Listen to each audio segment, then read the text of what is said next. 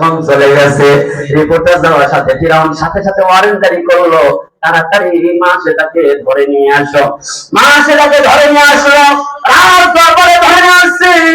তার সঙ্গে দুইটা মেয়ে, একটা মেয়ে প্রায় 8 থেকে 9 বছর বয়স, আর একটা মেয়ে 14 বছর, 2 বছর বয়স, ঘরের মধ্যে আছে আমার ভাইয়েরা।